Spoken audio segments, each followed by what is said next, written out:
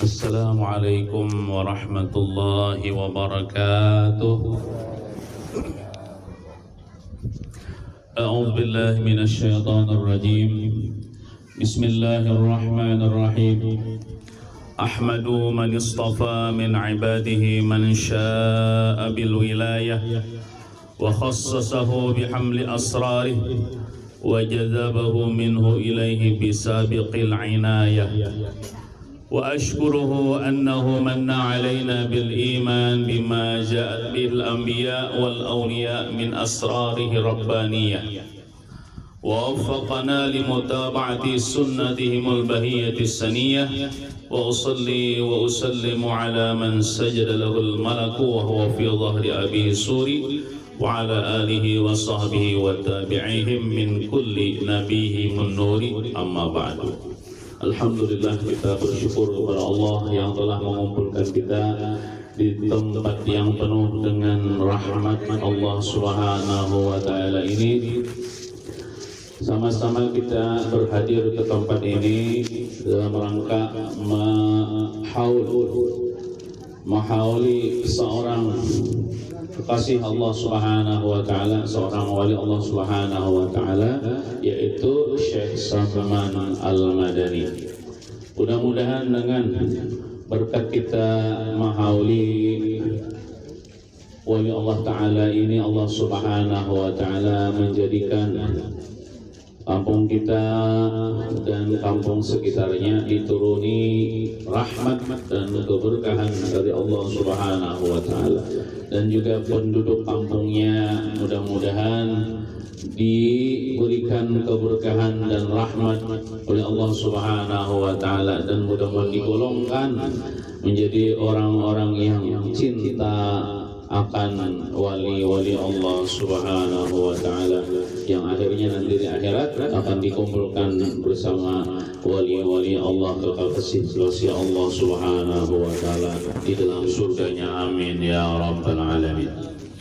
Salawat dan salam semoga senantiasa Allah sampaikan kepada junjungan kita Nabi besar Muhammad sallallahu alaihi wasallam. Allahumma salli wa sallim ala sayyidina Muhammad wa ala ali sayyidina Muhammad.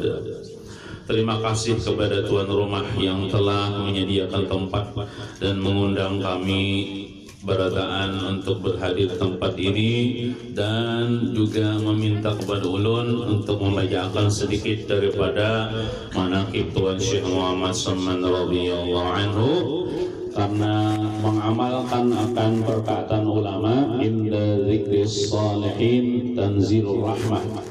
Ketika disebutkan, diceritakan, dibacakan manaqib orang-orang saleh, para wali-wali Allah Subhanahu wa Ta'ala, maka Allah turunkan rahmat kepada orang yang membaca dan kepada yang hadir mendengarkannya. Mudah-mudahan kita seberata mendapatkan rahmat dari Allah Subhanahu wa Ta'ala. Apa itu rahmat? Kata ulama, arti rahmat itu ialah kebaikan yang datang dari Allah diberikan kepada hambanya. Itu arti rahmat. Kasih sayang atau kebaikan dari Allah yang diberikan kepada hambanya. Dan rahmat itu kadang mesti berbentuk sesuatu yang nyaman, kadang mesti sesuatu yang enak. Bisa juga rahmat itu datang kepada kita dengan bentuk yang tidak disenangi oleh hawa nafsu kita. Contoh, kita misalnya garing itu bisa juga rahmat Allah Subhanahu wa Ta'ala bagi kita, bukan azab. Contoh misalnya orang ini waktu sehat nih, ketujuh berbuat maksiat, pas garing ada lagi maksiat, berarti garing itu rahmat dari Allah Subhanahu wa Ta'ala.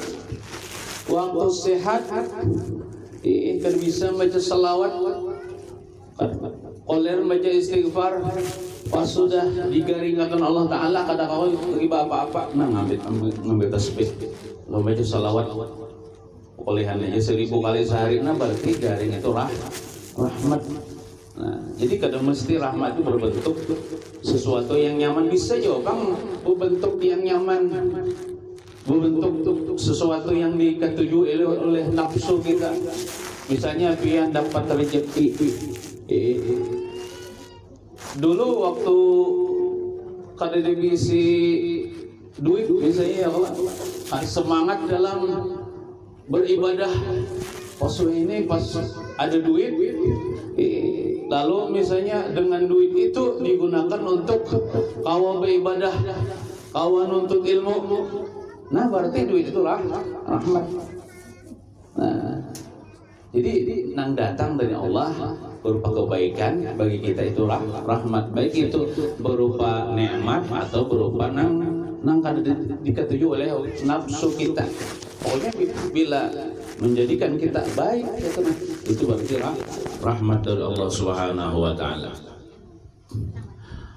Maka berkatalah Syekh Siddiq Al-Madani Khalifah Sayyidi Syekh Muhammad Samman radhiyallahu anhu, hai segala saudaraku, manakala aku dengar dan aku lihat akan riwayat guruku daripada hadis Nabi SAW, barang siapa membaca manakib aulia Allah itu diturunkan oleh Allah beberapa rahmat atas orang yang membaca dan orang yang hadir mendengarkannya, serta diiktikadkannya dengan yakin hatinya bahwasanya yang dibacakan itu benar-benar waliullah. Jadi syaratnya lamun kita hendak dapat berkah daripada wali tersebut, dapat rahmat dari Allah Subhanahu wa taala, yang kita hauli ini, yang kita baca manikabnya ini, kita yakini benar-benar wali Allah taala. Yakin naik kalau pian berataan leh bahwa si semani wali Allah taala. Mun kita kada yakin akan kewalian sidin, biar kita hari-hari baca manakib sidin, biar hari-hari mahauli sidin, tapi mun kita kada yakin bahwa si wali Allah taala, maka kada ada gunanya, ada hasilnya. Dan aku lihat pula beberapa murid yang dahulu itu mengarang ia akan manakib gurunya serta dibacanya pada tiap-tiap tahun sekali, yaitu pada hari ketika wafatnya, serta membaca Al-Quran dan tahlil dan bersedekah sepuasanya, tetapi hendaklah bersama-sama dengan orang banyak. Maka tatkala aku dengar yang demikian itu, yakni riwayat yang tersebut itu, maka sukalah hatiku mengerjakan seperti yang demikian itu atas sekedar pahamku yang bebal ini. Jadi di antara hikmat kita membaca riwayat hidup orang soleh supaya kita tahu tentang bagaimana akhlak mulia mereka, bagaimana mereka itu mulai nol sampai menjadi orang yang diangkat derajatnya oleh Allah Subhanahu wa taala, supaya kita kawa menuruti akhlak sidin, supaya kita kawa menuruti amaliyah sidin, lamun kada kawa banyak sedikit barang. Nah, itu. Di antara yang paling mencolok, yang paling terkenal, sebagaimana yang disampaikan oleh tuan-tuan guru kita, kebanyakan akhlak orang wali itu yang pertama pemurah, yang kedua tidak pemarah. Pemurah dan tidak pemarah. Itu kebanyakan yang disampaikan oleh tuan-tuan guru kita, itu tandanya orang itu wali Allah Subhanahu wa taala.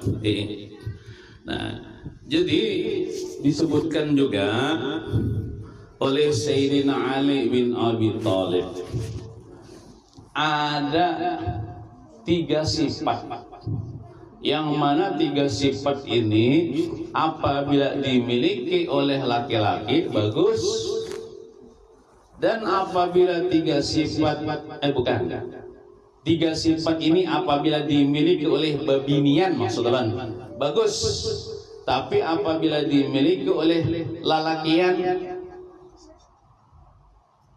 kada bagus. Nah ini bertolak belakang. Kalau lalakian bersifat ini kada bagus, kalau babinian bersifat ini bagus. Apa 3 sifat tersebut? Yang pertama sifat bakhil, atau bahasa Banjarnya pamalar atau engken. Itu apabila dimiliki oleh lelaki yang tidak bagus. Makanya kan sifat wali Allah Ta'ala itu pemurah. Pemurah itu lalawannya bakhil. Nah, kalau lelakian bersifat bakhil itu kada bagus, tercela. Cuman kita kada boleh menyambati orang bakhil. Apabila orang itu masih dia mengeluarkan zakat. Contoh misalnya kita melihat orang sugih benar orangnya. Lalu kita berpintaan misalnya kalau mau orang sugih itu kesan apa? Kesan baca maulid dilanggar di masjid berpintaan. Soalnya tuh orang sugih ini kadang memberi duit nih. Jangan kita memadahkan orang itu pemalar. Karena inya masih bayar zakat. Nah jadi nang definisi pemalar tuh ya kita bisa sebut orang itu kadang bayar zakat. Kadang menunaikan zakat kepada fakir miskin. Nah itu baru pemalar. Mun sekedar orang tuh ada menyumbang untuk acara maulid, untuk kebaikan, yang sunat itu belum pemalar lagi. Jadi jangan seperti orang tuh pemalar. Nih misalnya kita manukan kepada diri kita ya harus sama si orang lain. Jadi bila lelakian nih bersifat pemalar nih, ada bagus. Tapi kalau bebinian bersifat pemalar bagus, kenapa jadi kayak itu?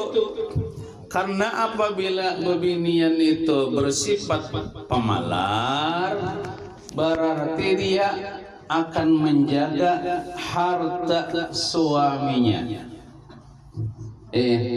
Yang ini kelak biasanya dalam rumah tangga yang wajib mencari nafkah itu laki ya.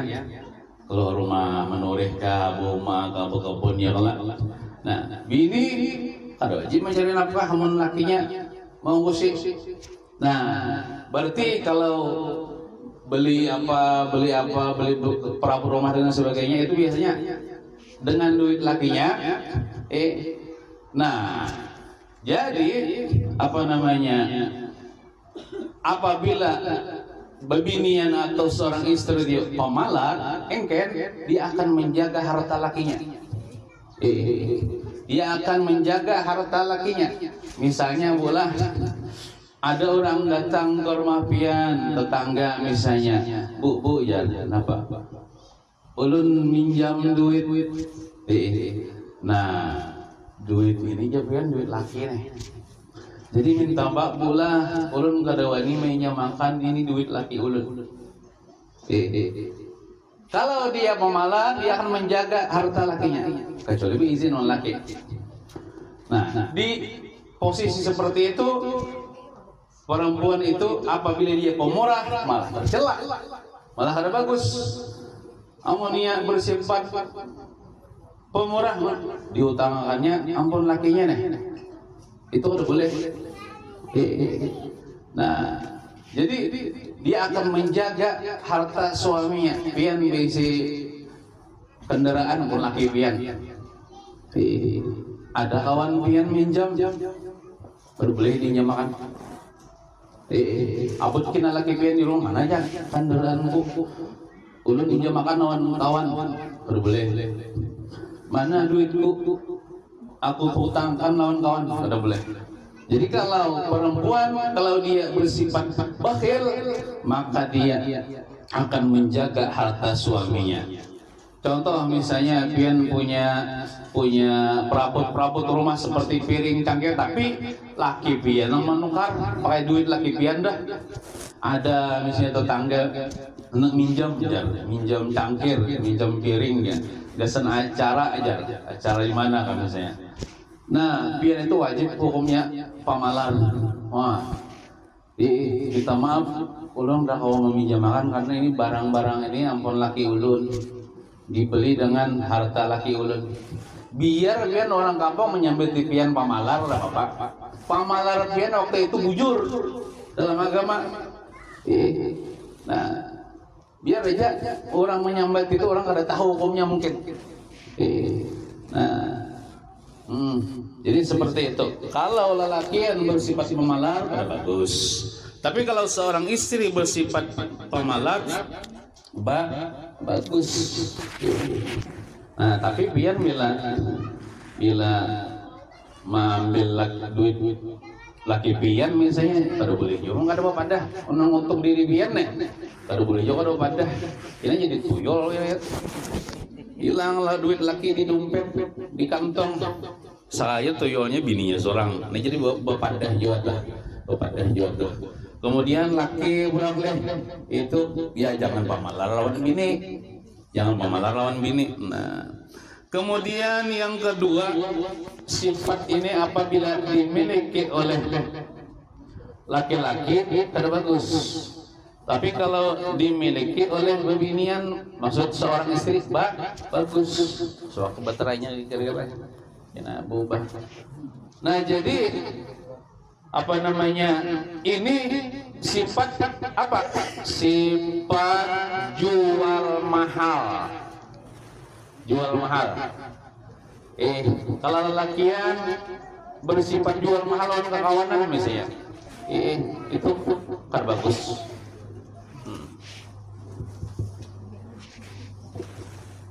Ya.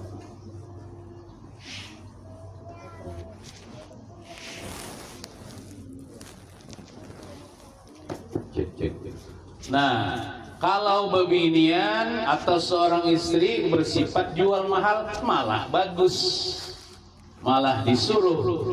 Misalnya pian, misalnya kalau berjalan hendak melakukan apa ke warung, ada misalnya lelakian bekiau, nang lakian ini bukan laki pian, orang yang bukan mahramnya, lalu pian kada tahu-tahu, itu malah terpuji. Kalau perempuan itu dia bersifat jual mahal, maka dia akan menjaga kehormatannya sebagai seorang perempuan, menjaga auratnya, menjaga dirinya, sehingga dia tidak mudah dirayu oleh laki-laki lain. Misalnya pian, misalnya ada dirayu orang nggak dibawa kenal, kadah pun pian. Karena pian bisi laki sudah di rumah menjaga perasaan laki pian gak ada akun khianat, itu malah bagus. Tapi sebaliknya kalau ada cuek, akun aja pembandingan dengan laki-laki lain, akun aja kenalan, nah itu malah kada bagus. Kemudian yang ketiga, ujar Sayyidina Ali, ada sifat lelakian, sifat ini apabila dimiliki oleh lelakian kada bagus. Tapi kalau bebinian bagus. Apa sifat itu?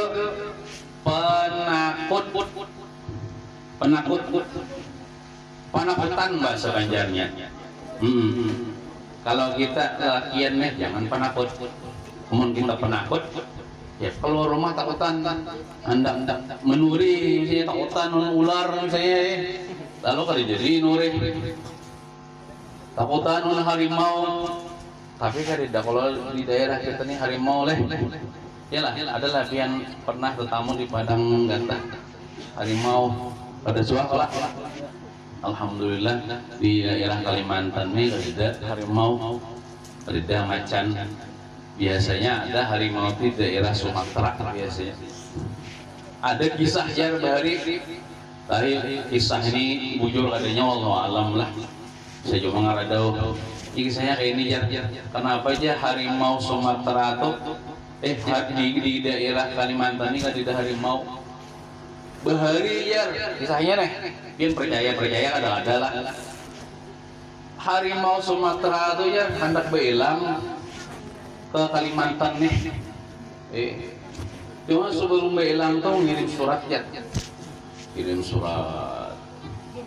dikirim sampai ke Kalimantan, dibaca oleh binatang-binatang yang ada di Kalimantan kayak kucing, ayam, itik, nggak ada harimau. Jadi isi surat itu, aku Raja Hujan yang bernama harimau hendak berelang ke Kalimantan. Jadi jar bubuhan nang binatang-binatang yang di Kalimantan ini jangan sampai jar harimau ini berelang ke Kalimantan, bahaya. Kita dimakan minyak. matian kita iya beban ayam itik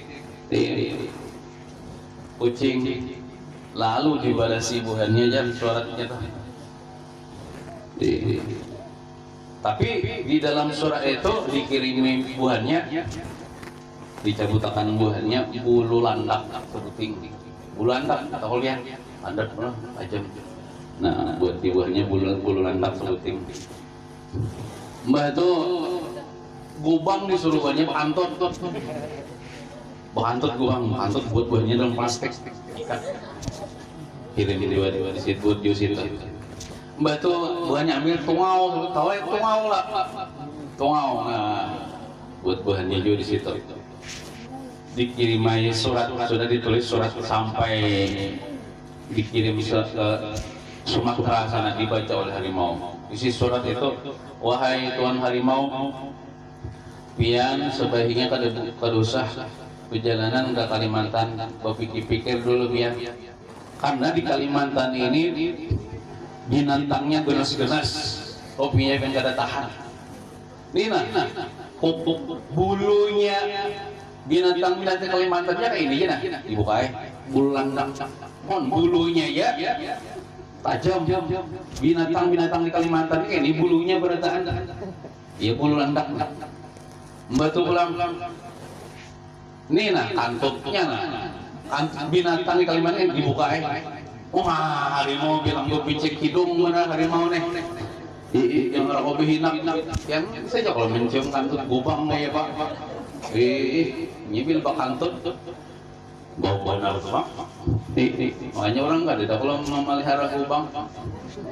Nah jadi buat kantutnya aja kayak ini, wahai Tuan harimau, batu pulang ini nah ini kutunya nah ini kutunya kayak ini dibuka tungau.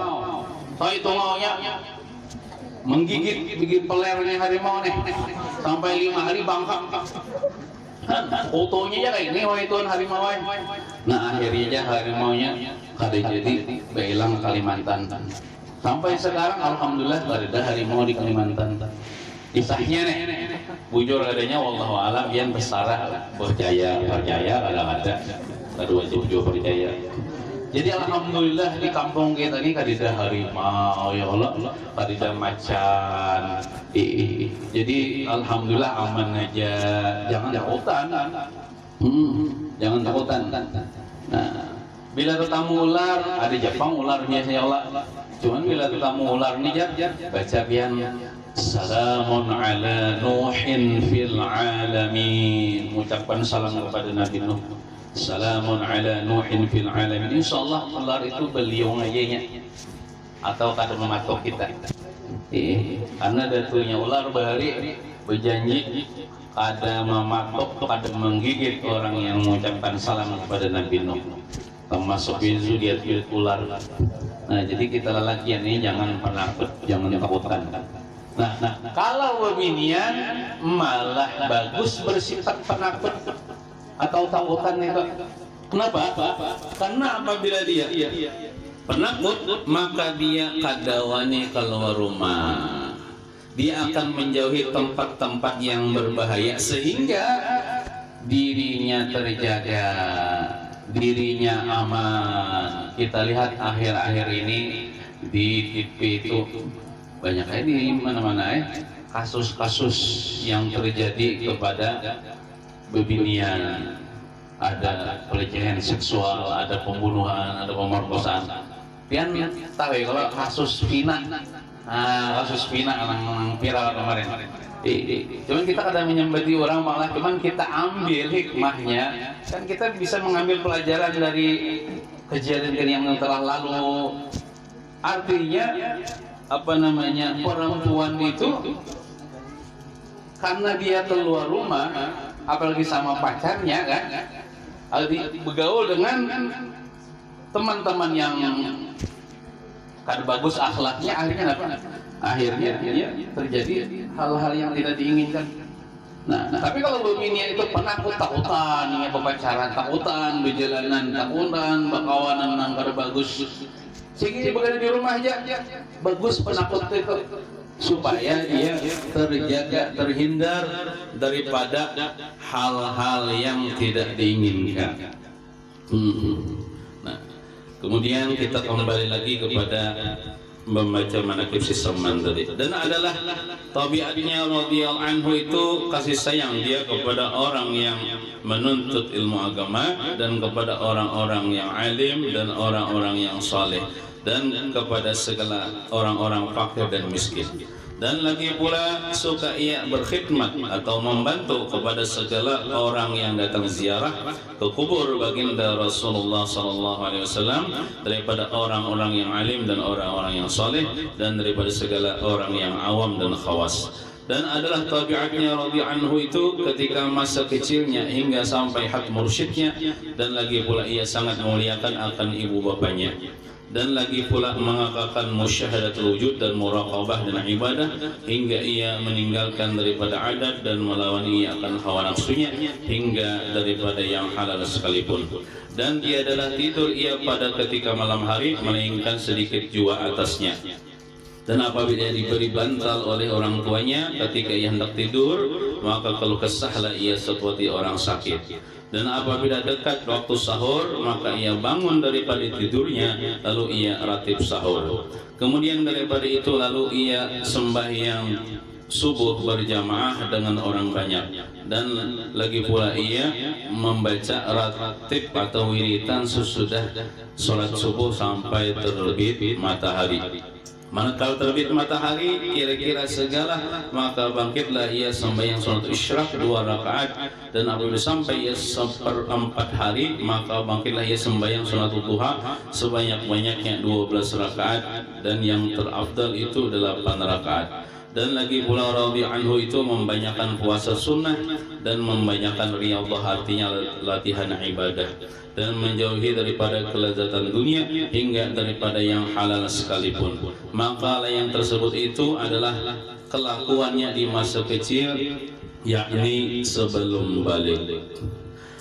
Dan adalah Tuan Syekh Muhammad Salman itu, beliau berwasiat, barang siapa membaca doa Allahumma ghfir li ummati sayyidina Muhammad, Allahumma arham ummati sayyidina Muhammad, Allahumma astur ummati sayyidina Muhammad, Allahumma ajbir ummati sayyidina Muhammadin sallallahu alaihi wasallam 4 kali berturut-turut sesudah sembahyang subuh, niscaya ia masuk jumlah martabat fadilat wali kutub.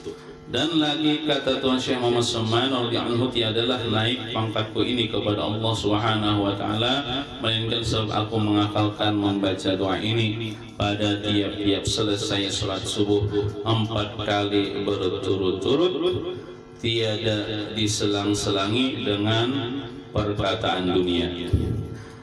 Dan lagi wasiat Tuan Syekh Muhammad Salman radhiyallahu anhu, lazimkan oleh kamu hai segala muridku sembahyang 5 waktu berjamaah dan sembahyang Jumat, dan membanyakan akan zikrullah pagi sore, berdiri, berduduk dan berbaring, dan melazimkan memperbanyak membaca Al-Quran dan salawat atas Nabi SAW, dan membanyakkan akan membaca istighfar dan menyampaikan hajat segala manusia, dan menolongi hamba Allah ketika mendapat kesusahan, baik kesusahan dunia ataupun kesusahan akhirat.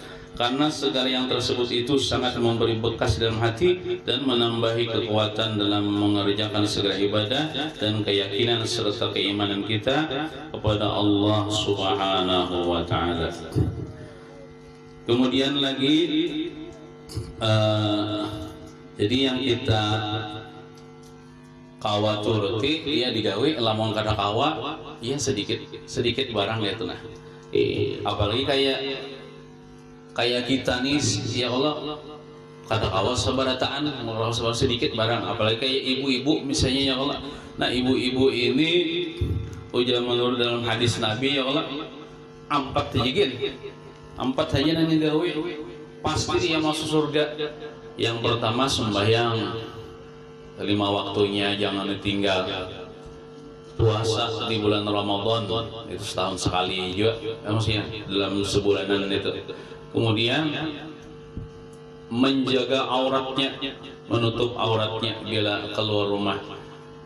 Jangan menutup aurat tuh cuma di majelis taklim aja, cuma di pengajian aja, pas di luar rumah, di sekitar rumah nukar sayur, nukar bededai, lalu kadeba tutup kepala, nah janganlah.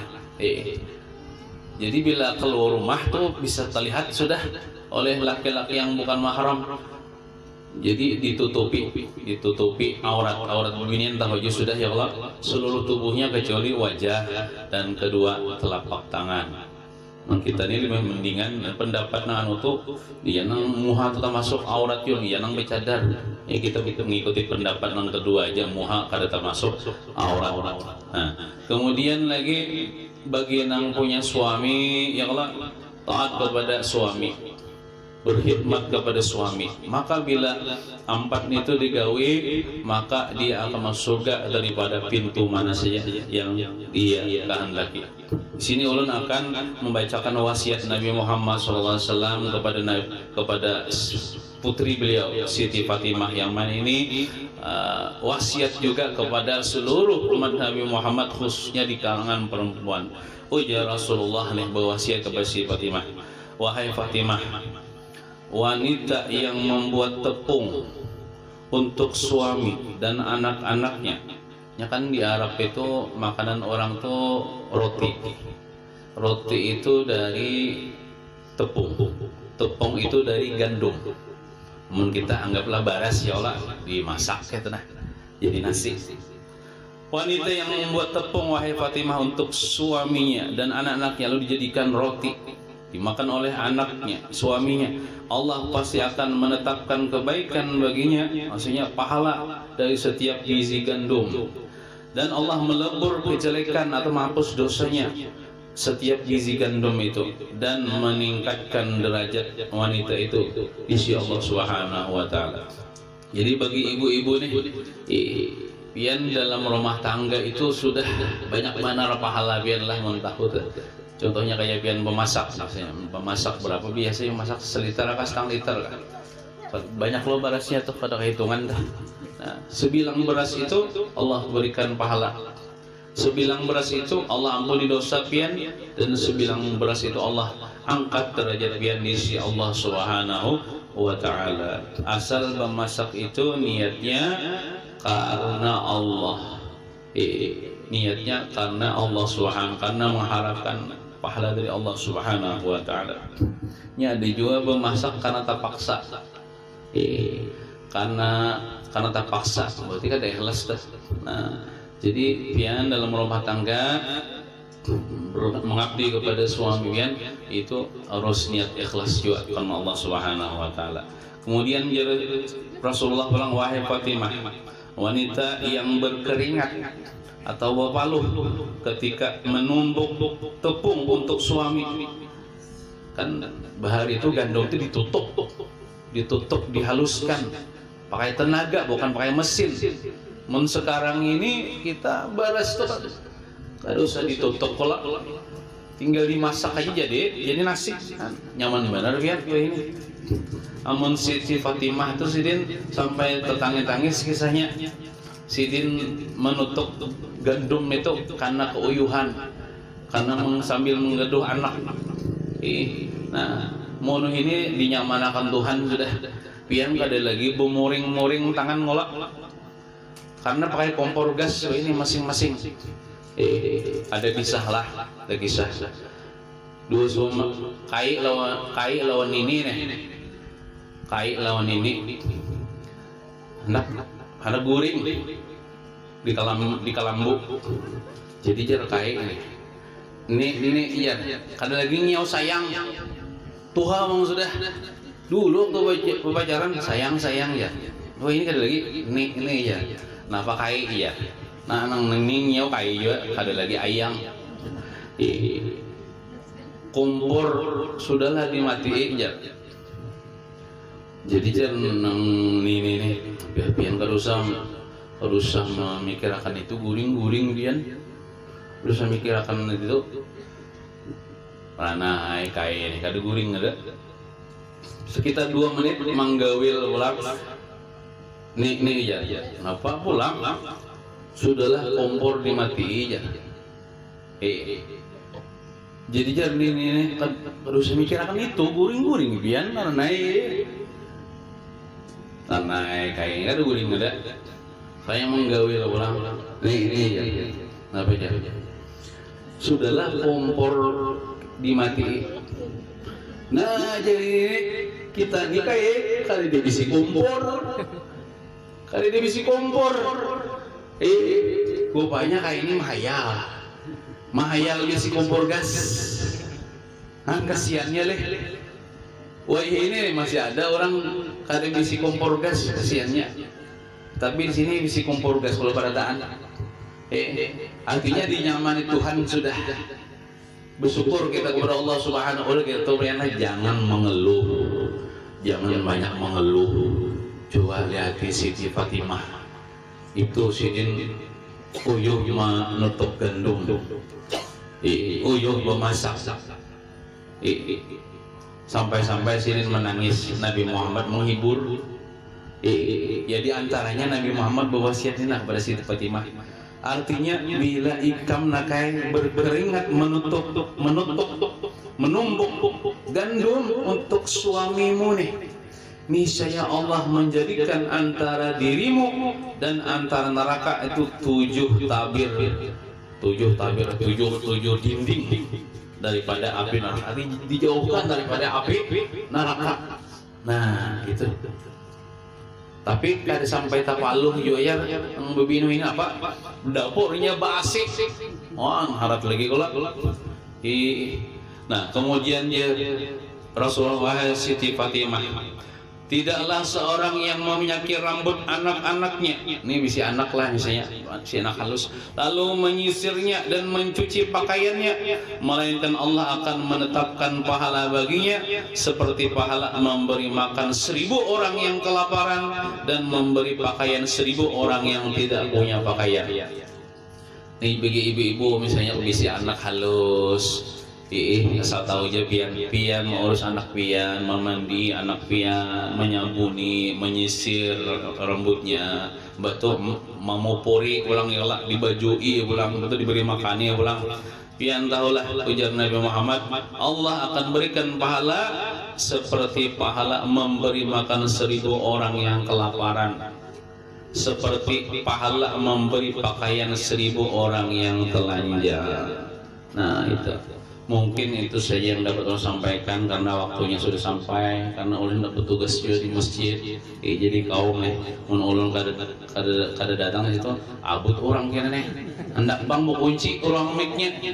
Nah itu mungkin itu saja yang dapat saya sampaikan. Ulun minta maaf, minta halal, minta ridha kalau dalam penyampaian terdapat kesalahan kekhilafan yang tidak disengaja ataupun yang disengaja.